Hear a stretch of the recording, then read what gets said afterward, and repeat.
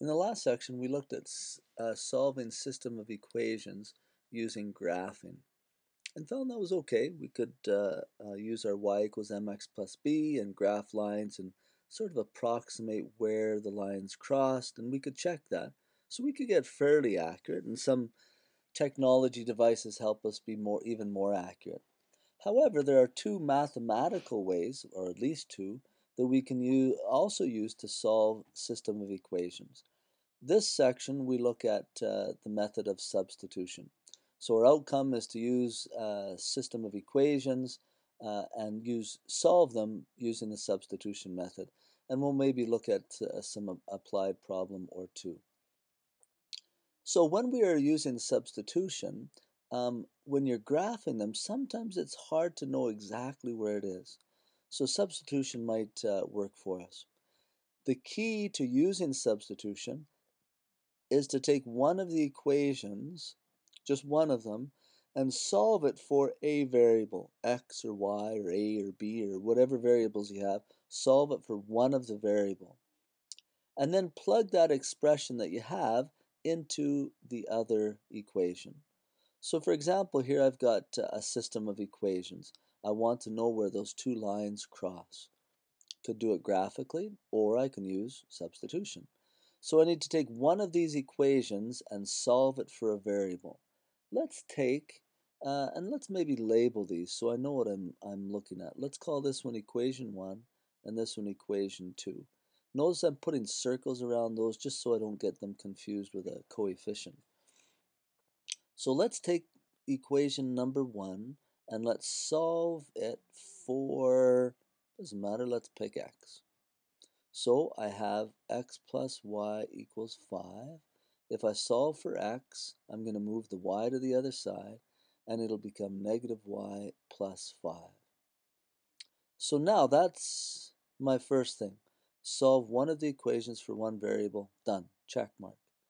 Then substitute what that variable is equal to, so this part, into the appropriate spot in the other equation. Okay, so here I have x is equal to this, so I'm going to take this value and plug it in wherever I see an x over here.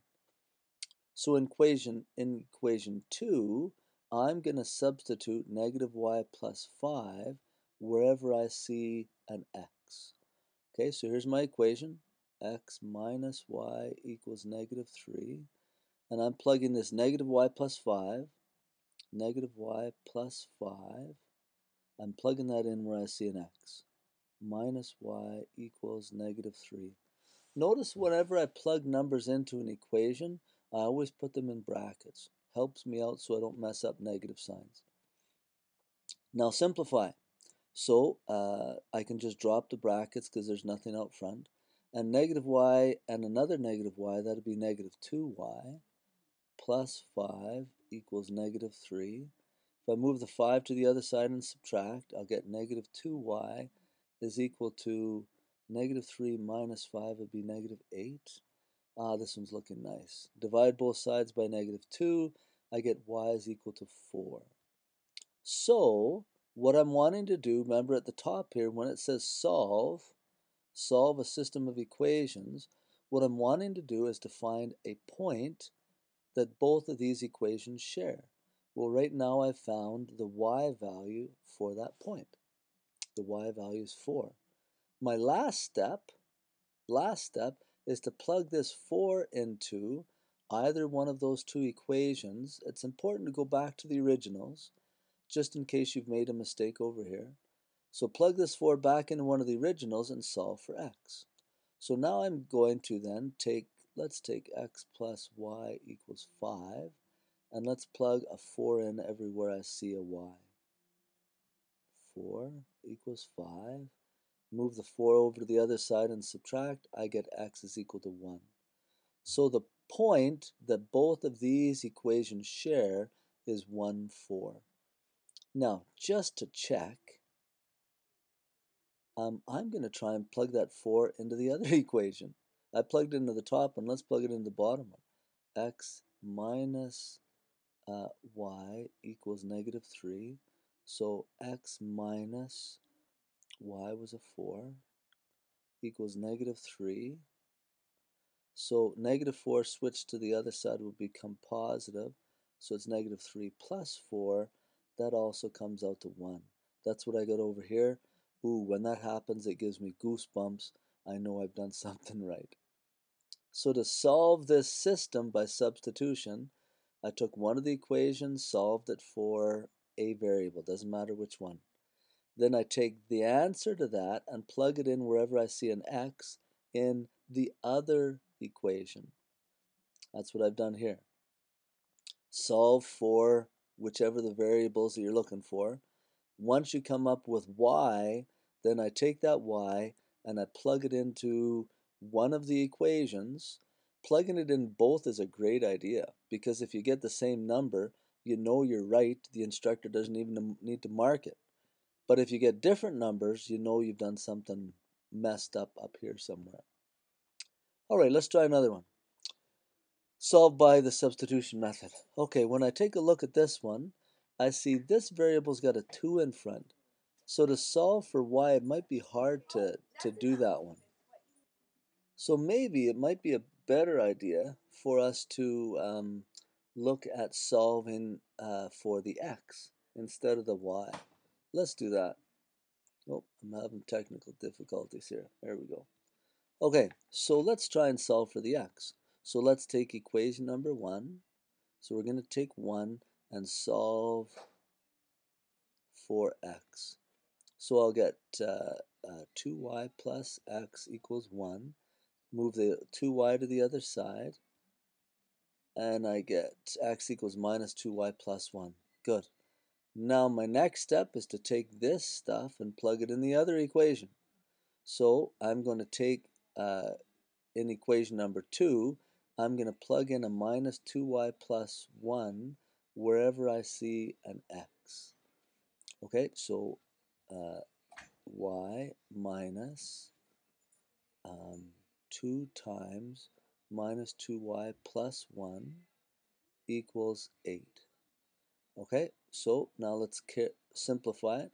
Minus 2 you multiply, so it'll be a plus 4y. Minus 2 equals 8. Collecting, I'll get 5y here. Minus 2, I'm going to add 2 to both sides, so that's 10. Oh, another nice one. Y is equal to 2. Now that I've solved for y, I'll plug it back into one of the equations. So let's pick the bottom one for interest's sake. So I have y minus 2x equals 8. And where y is, I'm plugging in a 2. Minus 2x equals 8. Minus 2x equals 6. Divide both sides by negative 2, and you get negative 3. Again, if you have troubles following the algebra there, give your instructor a holler.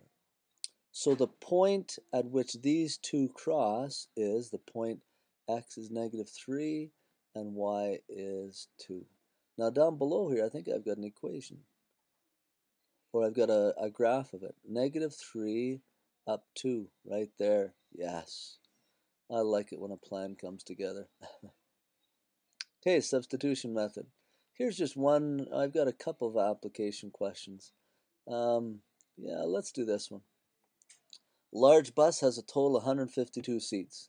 I have coach seats and I have first class seats. Oh, so I have coach seats plus the first class seats is equal to 152 seats altogether. Coach and first class, 152. The number of coach seats is 5 times more than 6 times the number of first class seats. The number of coach seats, so coach seats is equal to 5 more than 6 times the first class. 6 times first class. Yeah, there we go. So now I've got two equations in two variables. So coach and first, or x and y if you wanted to call them x and y. And I've created two equations just from looking at the question. Notice I had to read it a couple of times just to make sure my formulas were okay. And that's normal. You can't pick up on things right from the start. Okay, so now I need to solve these. I need to solve one of the equations for a variable. Oh, look at this one. It's already solved for c. So here's my equation 1, here's my equation 2. So what I'm going to do is I'm going to take this, I'm going to take 5 plus 6f and plug it into c in equation number 1 there. That's what I'll do. Into 1. So here's a c. So I have c plus f equals 152. So instead of c, I'm plugging in 5 plus 6f plus f equals 152. Okay, simplifying, I have 5 plus 7f equals 152, or 7f equals 147. Oh, gee. Oh, I can divide, so f is equal to, oh, that'll just be 21. 147 divided by 7, 21. Okay, so the number of first class seats is 21. Therefore, now I'll take that f of 21, I'll plug f, or 21 in for f, into one of the equations up above there. Let's plug it into the second one. C equals 5 plus 6f.